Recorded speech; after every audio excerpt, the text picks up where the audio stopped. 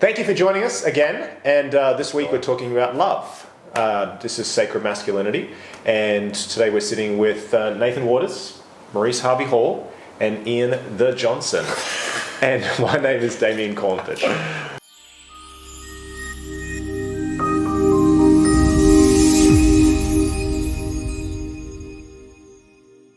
So, love. Who's in love? It's your topic, you start. We're all in love. I'm in love. I love you, don't I think we are. I love your haircut. But aren't we all love? Yeah, exactly. Are we all in love though? Ooh, okay. Because we could. I thought you were in love with me. So you got the state of love. But what is the state of love? Do you guys need a room? Makes me feel very present. Interesting. It's a big question. So Because there's so many aspects. angles that you can Versions of. follow. Where do you want to start? Do we So- start with unconditional love? Well, I think starting with love for self, which is replicated in all relationships around us, and then talking about love, or talking about attachment styles, and then going through and talking about actually being in a relationship, what actually is your love language, and how does that has it displayed in your life, and then also bonding. So not bondage, Ian, but actual creating a connection with somebody. Because it's very interesting. Today I had an interaction with a person, and What gender? I noted straight away that the way in which they were bonding with me was trauma bonding. Trauma bonding. Within the 2 minutes of discussion, they had told me about stuff that had been going on in their life, which I thought was quite interesting. And afterwards, at the time I didn't note, but afterwards I kind of reflected on it and I was like, oh, very interesting. Did you return the trauma bond? No.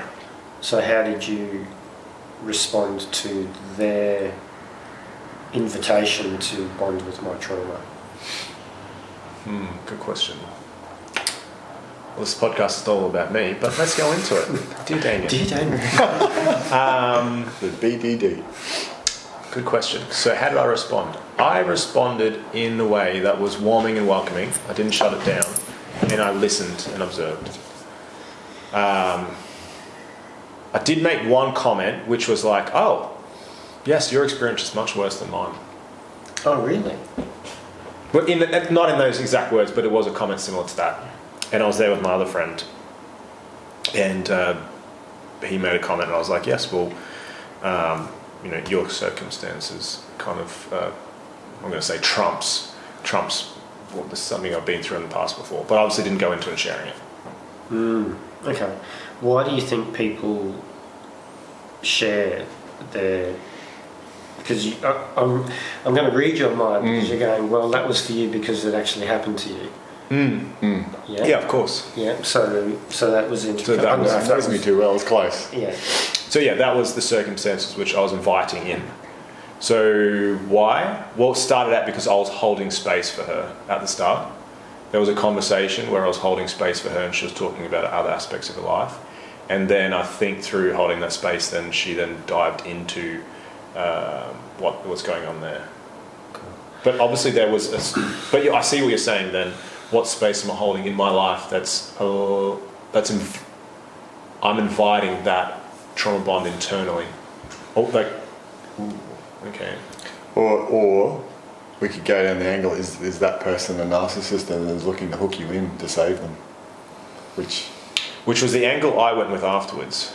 I was like, okay, well, what kind of person do you meet straight away within the first 5 minutes? Overshare straight away. Overshare straight away. Is exactly It's narcissism. Or yeah. Is someone just asking for help? Generally, There was no invitation for I help. don't know, what's your thought on that?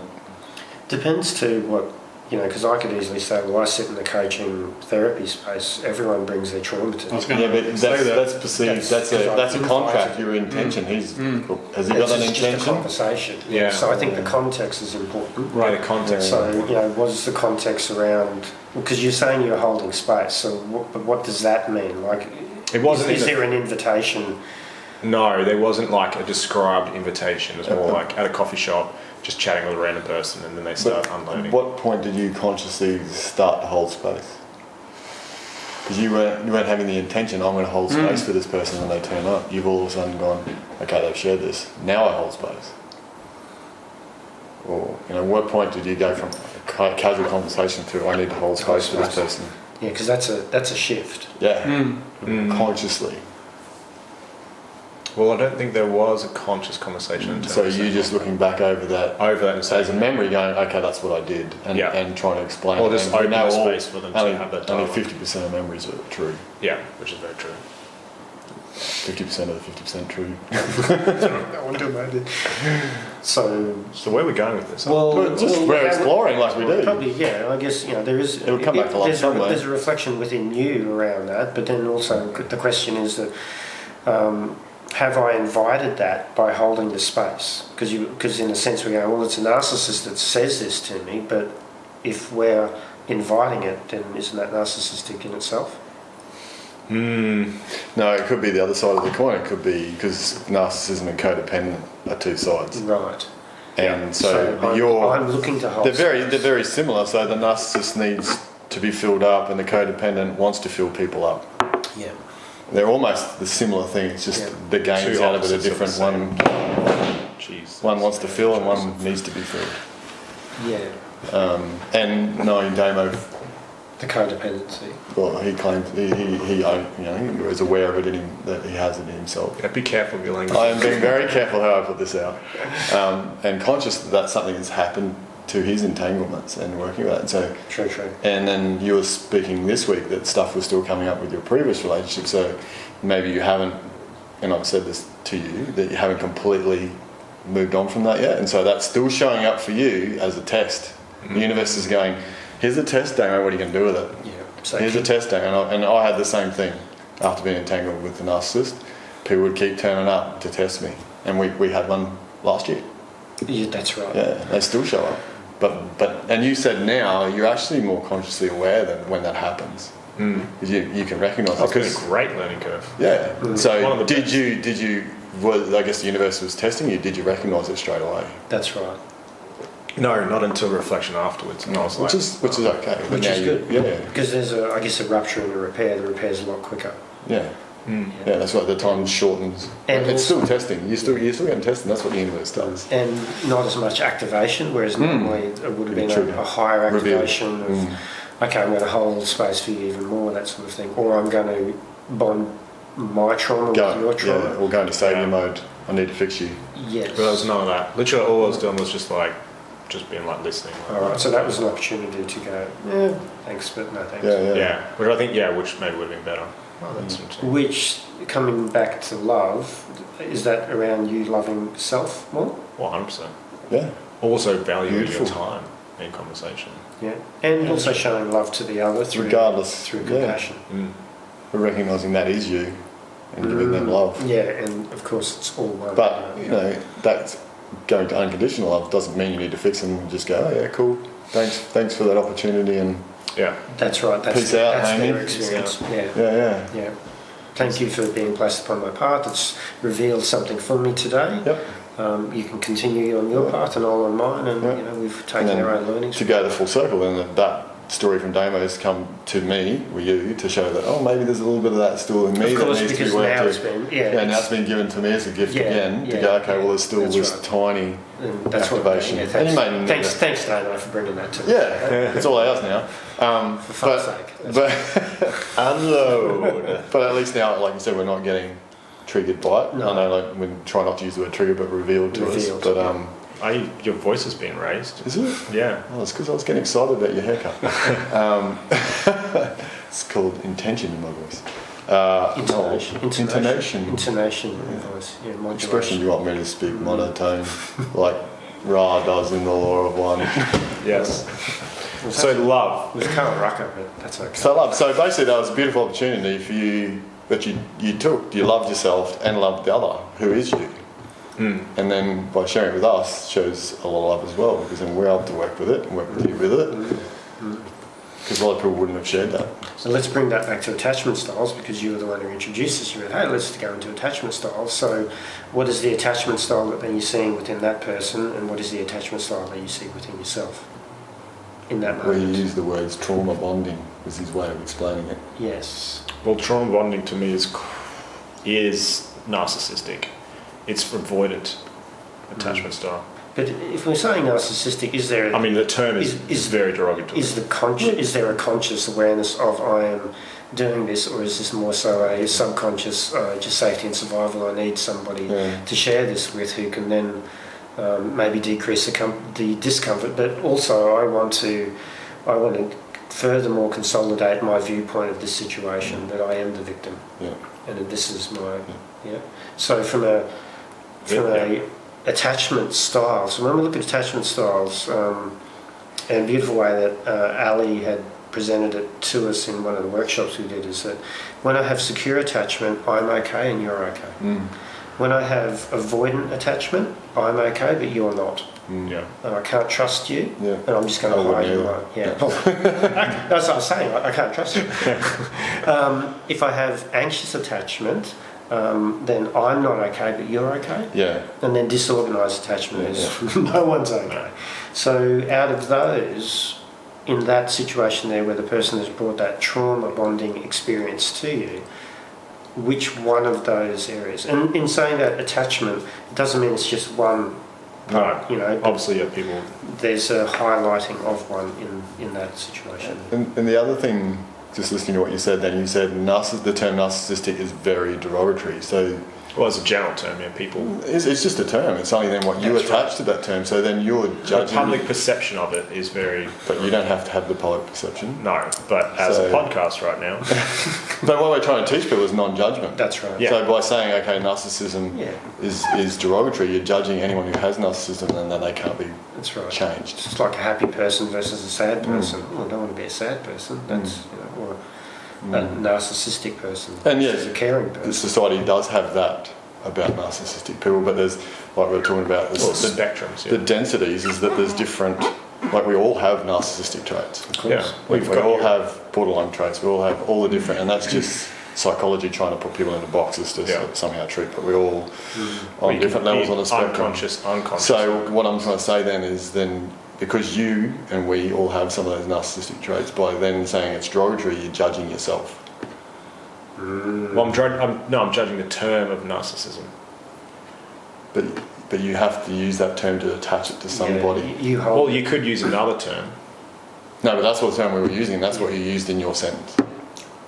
Yeah. There's an activation of a weight that is associated to that word. So then if you ever display, what I'm trying to say, if you ever display anything that might be slightly narcissistic, you will judge yourself. Yes, and that's a shadow self. Yeah. Nice revelation. Yeah. Cool. Because I've seen, and because like codependency is very close to narcissism, and I've seen, those, and I used to judge people that were narcissistic, and then I had to go, oh, hang on, I'm judging myself. Of course. As soon as I judge someone else. So you're telling me you don't judge your ex-wife? Fuck yeah, I still do. But I've learned forgiveness. Of self? Let me see. I hope so. I mean, there's always work there. And the fact that's been revealed to us today. Well, it's still there, isn't it? It's still there. And as you bring that up, and I go, oh yeah, there's some stuff that's coming up for me that I would certainly put in that category. Yeah. And then there's also the flip side of it of codependence, and I'd go, oh, I'm in that category as well. We're humans. Am I going to go, oh yeah, that person? So if I judge the person that brings the trauma bond to you, I'm also judging the codependency or the narcissist that sits within me. Correct, yeah. So it's about going, I had an interesting situation where I felt that there was some codependence or some trauma bonding brought to me. What was arising for me in that moment? And can we even then take it to whatever's been brought up for us is also brought up for the viewer. Exactly. Because they're watching it at this particular time. And that's turned up for them for that reason, for the lesson. Yeah, and that also sits in the field of consciousness now too. Fuck, thanks Dana, we've got to change the field. Well, yeah, thank you, because now I can work with it. Yeah, true. Yeah. Oh, that's great. Yeah. You're very welcome. Fuck you. Well, that's why when you said those words, it just went bang into my head. I went, ooh, that's interesting. And that, whatever sort of all of a sudden highlights for you in that conversation with someone, is it really banging at something in you that's revealing something to you?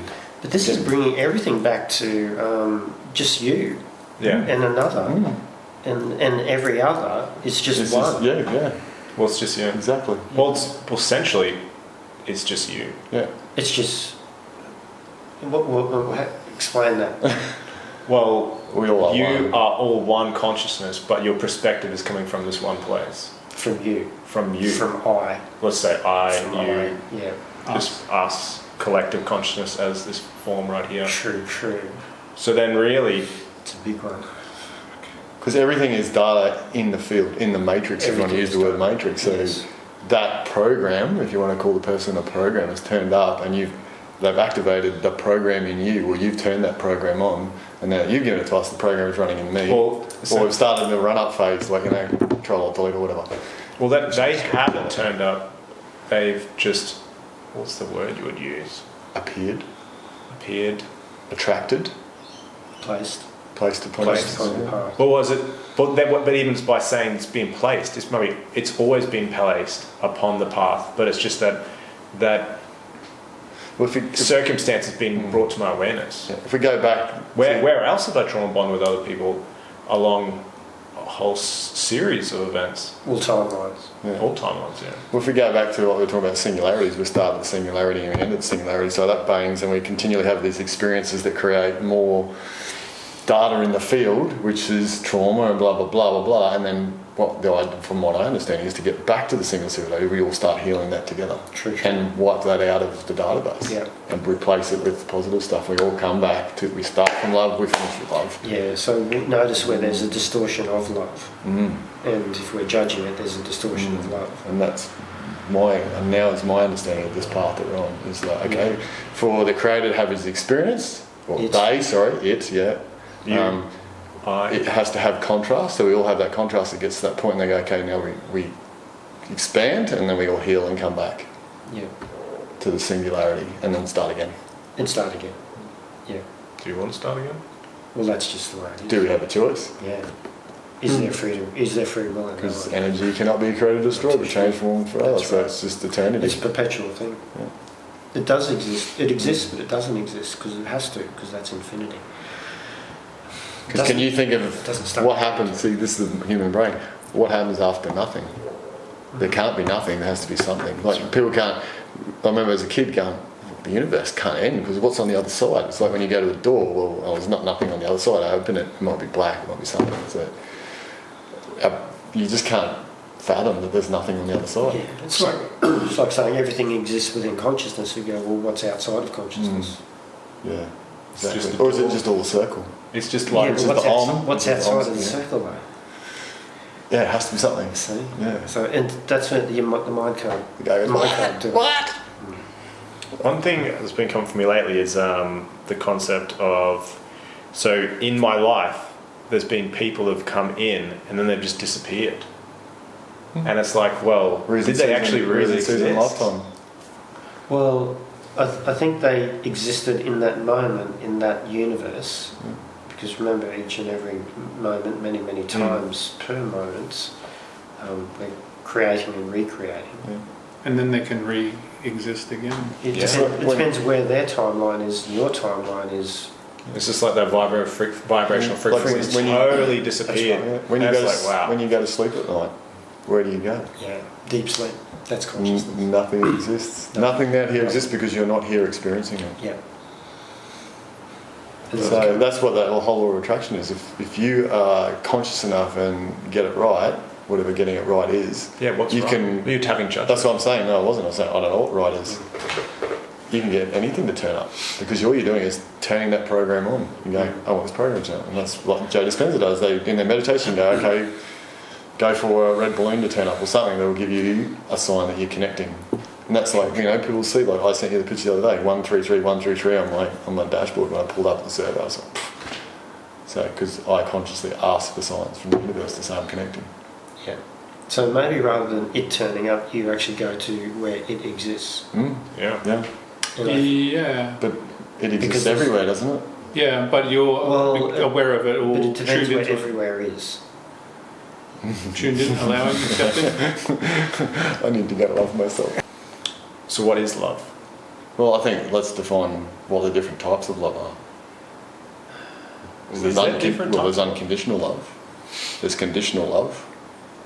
Is there any other ones? But how? Oh, you mean okay? Well, to the general viewer, there's different types of loves, because some people would see conditional love as a type of love. Of course. Yeah. And I think it's most of the way that love is sold. Yeah. Even from your marriage vows, you know. Yeah. I'll love you as long as yeah. you do these things, but if you don't, if you do that, then I won't love Yeah. you. You know, it's not. And I'm not going to make a religious comment. I was leading you into that. Bloody church. Yeah. So I don't know. I think that unconditional love is Is the true love. the, of course. Yeah. Yeah. It's like that concept of unconditional positive regard. You know. That's. Yeah. But even saying that comes from a place of separation. So what's his name? Oh, is it Rufus? What's his? Rumi. No, Right. Ruth, the guy from England, Yeah. the skinny guy with short hair. His name is. What's his name? I can't remember. I used to go sit with him. He was actually quite an interesting character. Yeah, so he was saying that through our conversations, because we come from a finite perspective and we use a thing called language. So we can make concessions, because we have to make concessions, because otherwise you go, well, everything that we say comes from separation.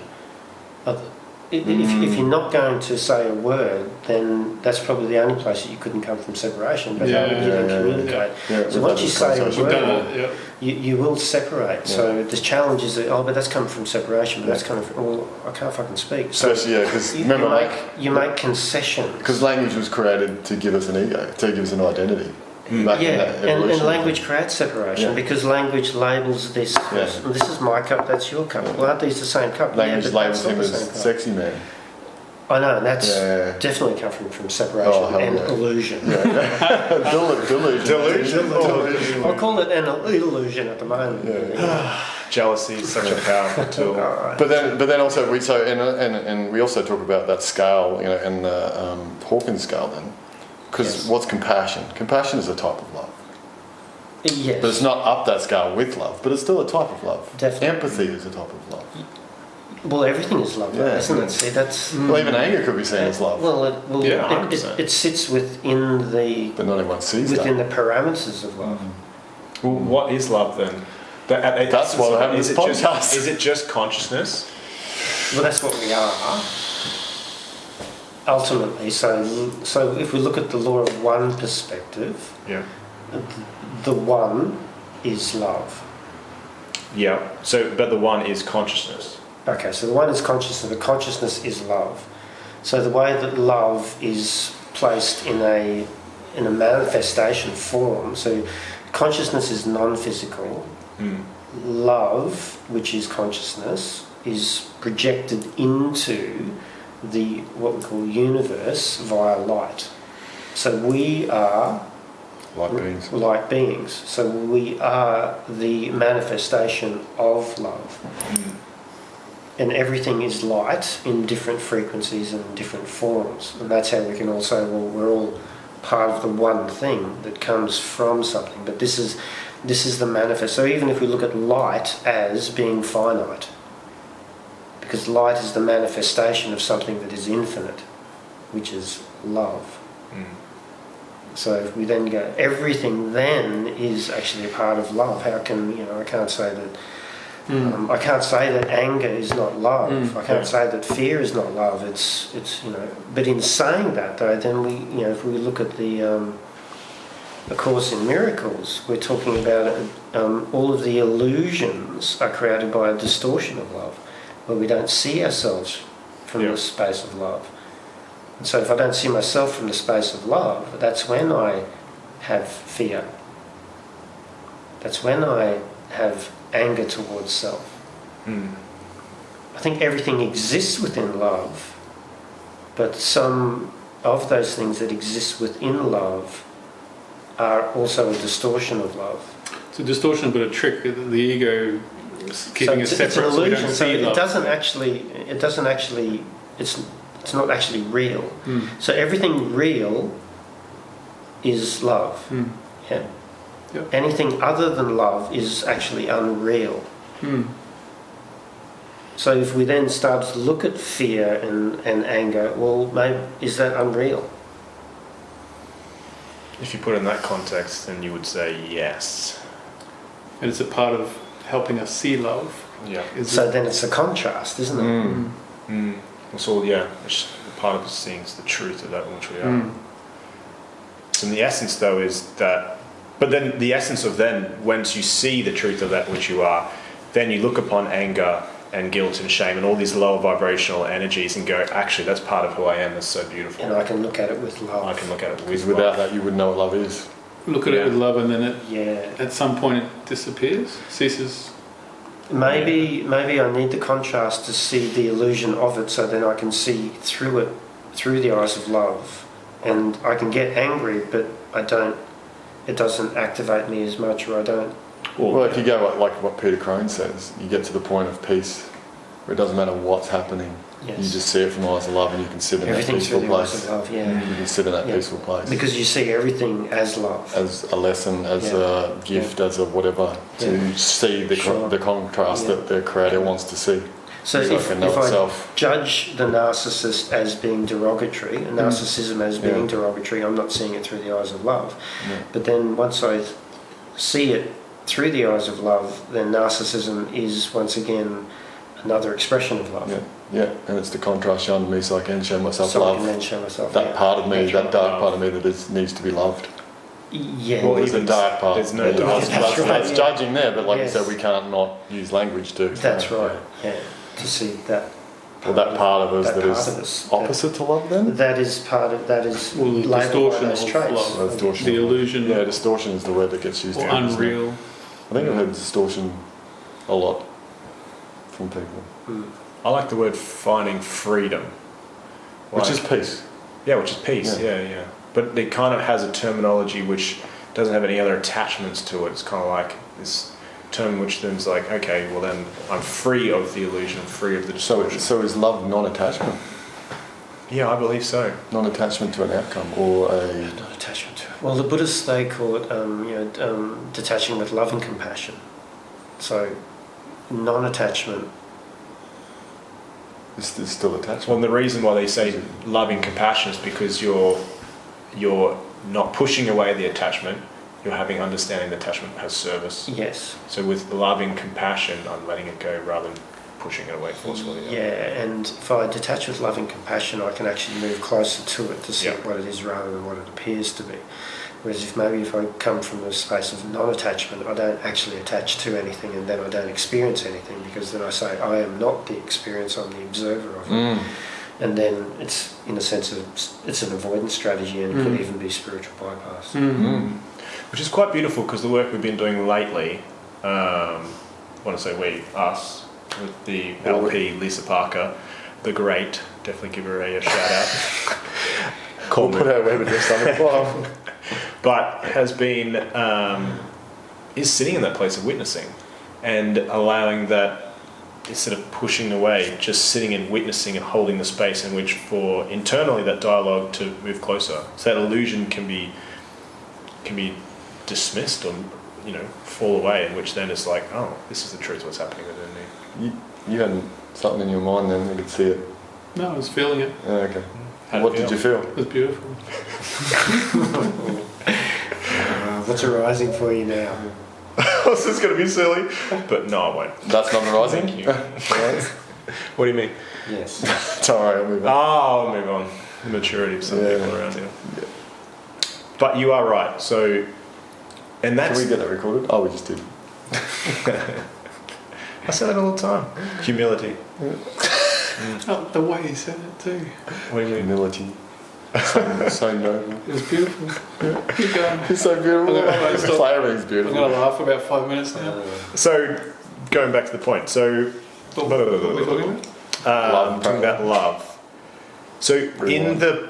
so moving towards it with loving compassion. And how does that actually work for someone out there who is in the everyday kind of world?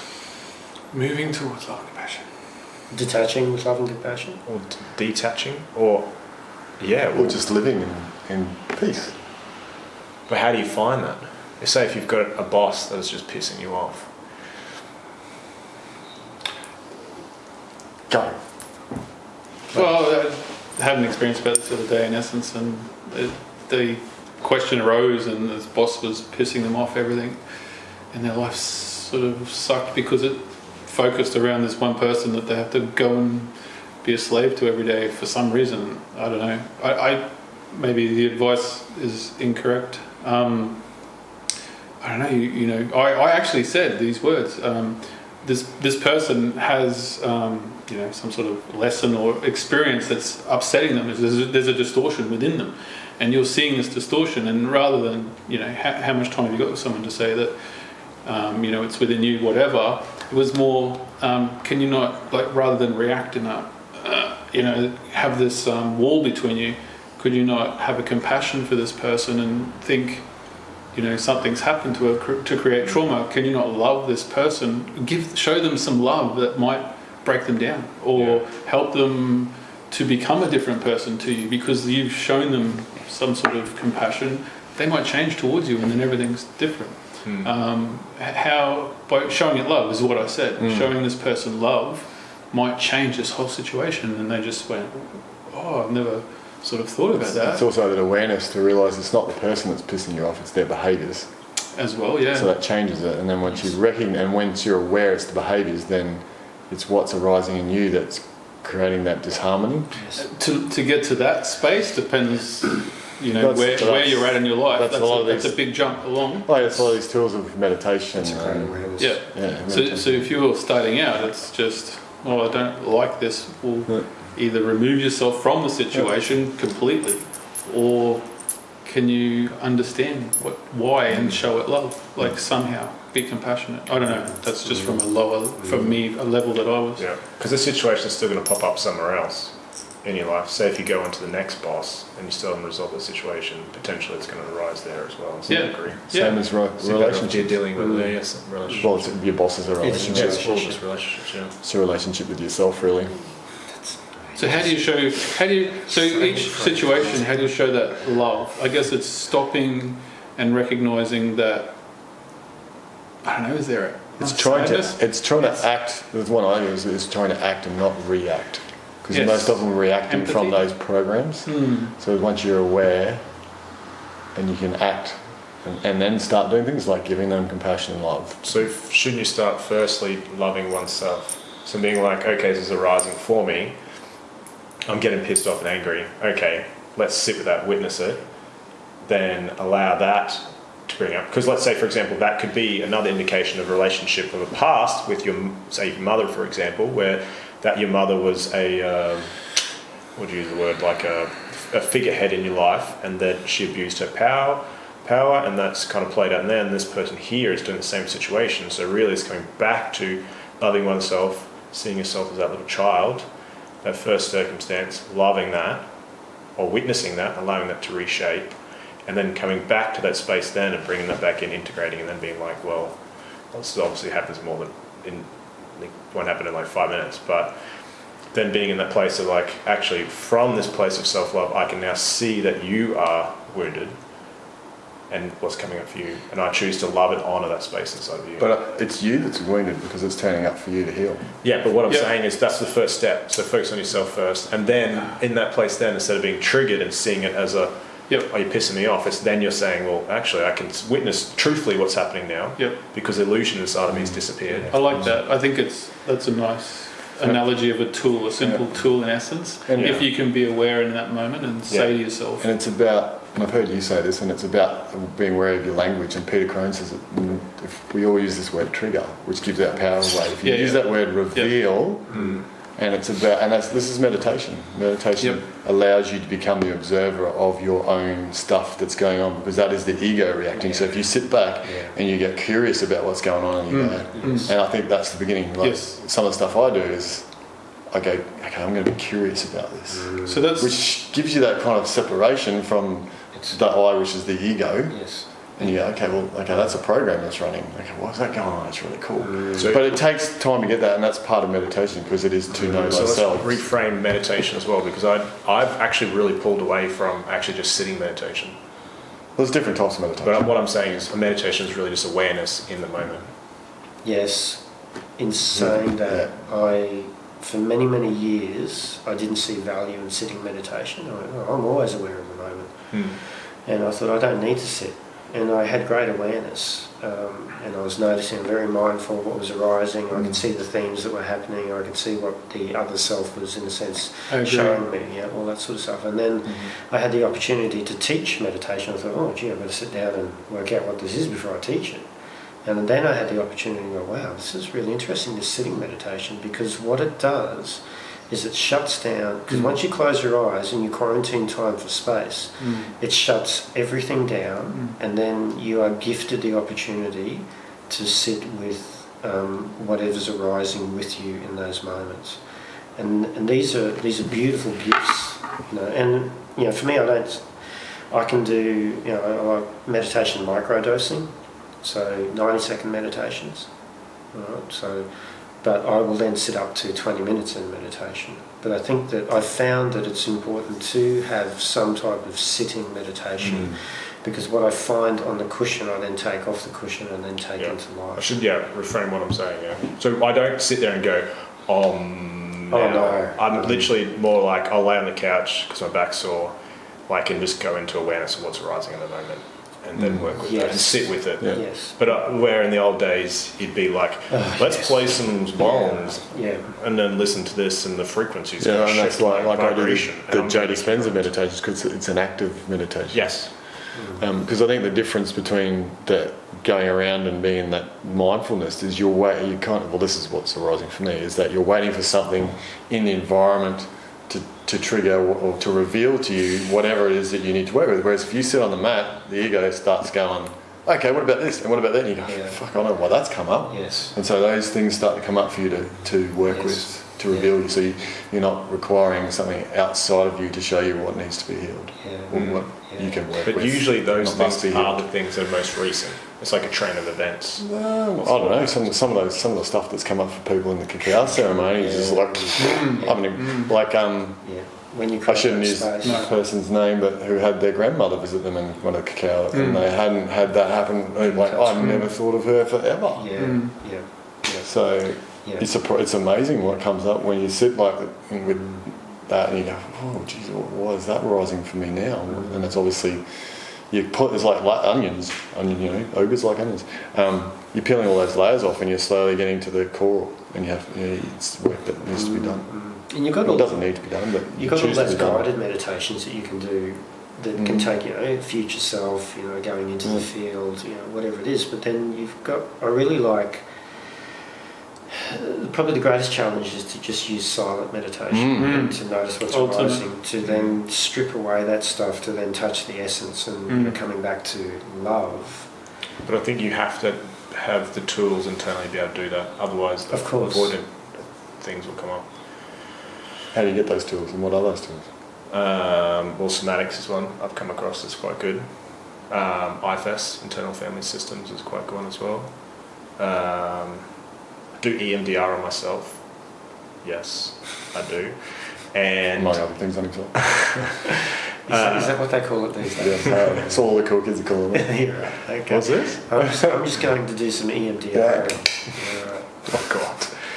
And then D for Damo. EFT. EFT. You need another powerful one as well. EFT, and just basic mindfulness. I think the thing is that there's modalities that work differently for different people. Like EFT works brilliant for me. I've done it as some EMDR. Not necessarily that great. Different meditation. You work out what meditation style works for you too. I've tried a few and go, and yet I very much value. I until recently realised just sitting with nothing. It's like, whoa, this is revealing. The worlds that you can go to, but the worlds that you experience. Yeah, you're right. But I had to do a lot of tools to get to that point to go, okay, I'm going to dabble in this, because I remember years ago I tried just sitting meditation and I went, whoa, no. It's too much. Yeah, too much. I think it's a good start though to give you contrast. If you do 5 minutes. To just go, I'm just going to sit with myself and then watch what arises.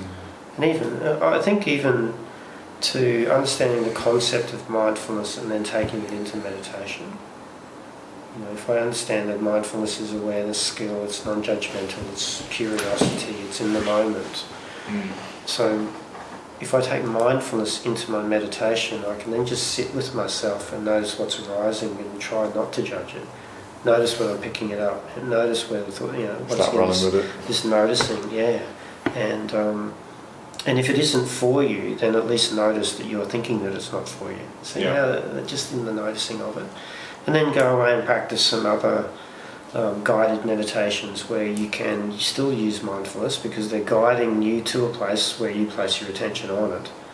And then slowly understand what is this thing called attention. And then I then start to realise that my attention is my reality. Whatever I then place my attention on becomes my reality. Well, who's directing my attention if I'm not guided? Am I consciously being aware of it? Or is it just the unconscious mind coming up with 70 to 80,000 thoughts per day? And every now and then I become aware of one of them. Yep. And then I think that I'm thinking. I found that really interesting. I think that I'm thinking, yeah, I did a meditation course the other day and I said, at the moment place your attention on your breath. Now put your attention on your left foot. Now on your right foot. Now on your right hand. So notice in all of those moments there, when your attention was on your breath, your attention wasn't on your left foot. And when your attention was on your left foot, it wasn't on your breath. So you can only really place your attention on one thing at a time. Your whole system is completely automated, but you think that you're doing everything. Even now, you're having a shitload of thoughts that you're not aware of, until you then place your attention on and go, oh, hang on, I'm thinking. Yeah. So then you think you are the doer. Well, you don't do anything. All you do, in essence, is observe, place your awareness on something. But once you place your awareness on something, then the ego steps in and goes, I did that. Yeah. So the ego needs to take the ownership of it. Yeah. So if you have a shitty thought, then the ego will go, oh, let's own that. And then you think that you're the one who had the shitty thought. And now I'm the bad person. Now I'm the narcissist. Aaron Upke's got a little bit of chat about that. He said you can use the ego to trick it into getting into spirituality. Yes, I did see that one. That was pretty cool. Yeah. So there's a trick. People go, you get the ego to start owning the spirituality pathway, and it leads you down, and eventually all of a sudden look how good I am. all of a sudden he goes, oh, fuck, I don't want this. And you're, oh, too bad, mate, we're down the track. Already down here. So turn around there. Yeah, so that was a really good video, that one. I can't remember which one that was. I feel like that's coming back to that silly phrase of mine that I have to rephrase. Not mine, it's not mine, by the way, sorry. I shouldn't have even said that. It's your ego. No. There you go. Own it. Love it, mate, love it. No, just we discussed it the other day. What's your faking phrase? to making. Yeah.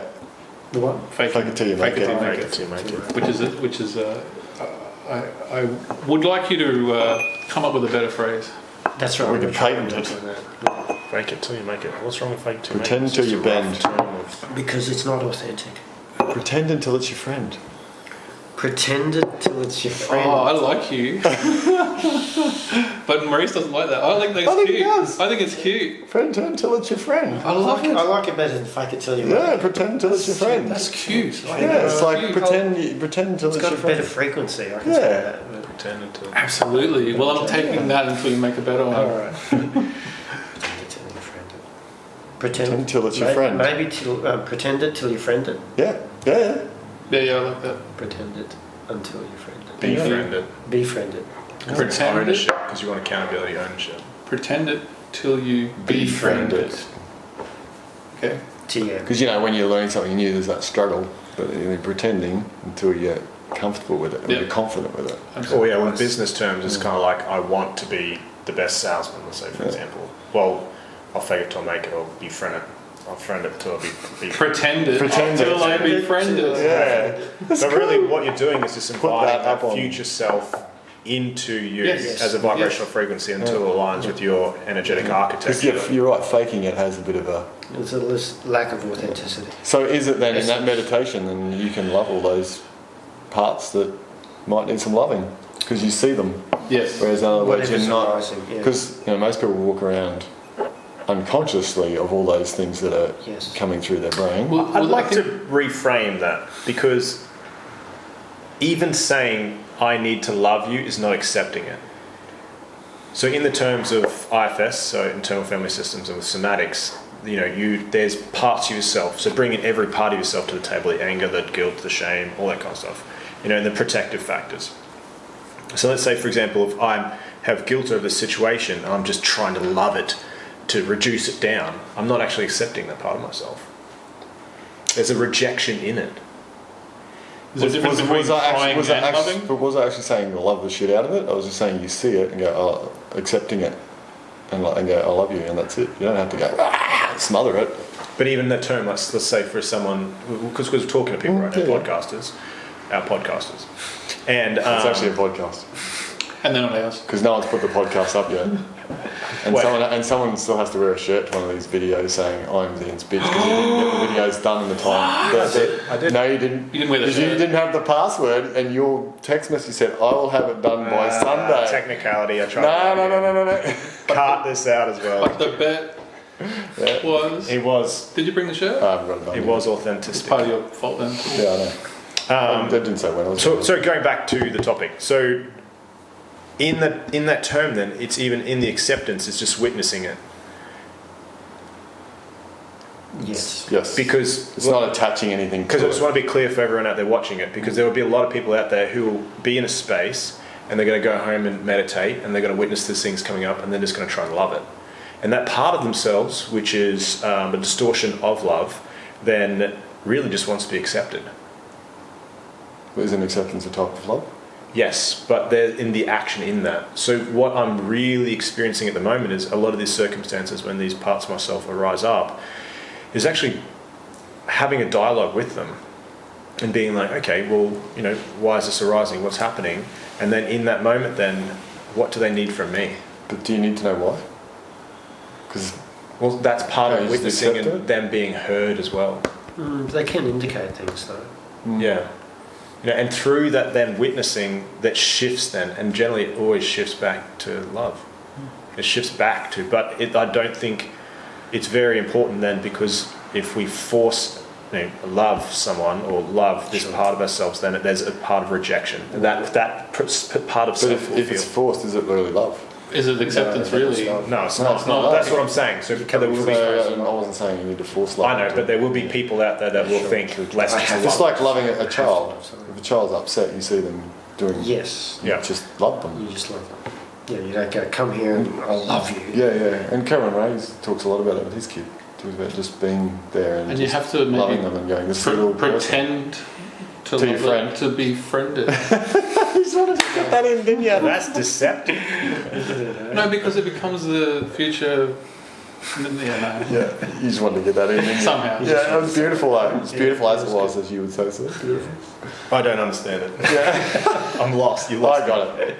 The Just words love are it, just Damien. Just love it, all right? Just love accept Just it. I accept will it. love Just you. accept it. Force your love upon him. This is part that's of rape. Sorry. love in the field. You have to accept it. No, you don't have to. Yeah.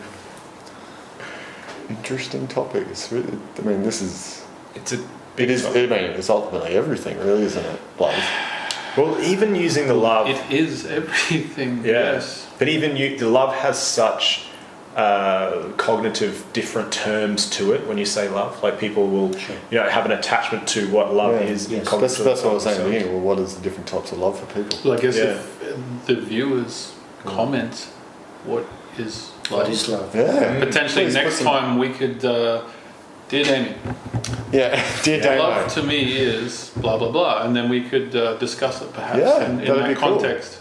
That would be cool.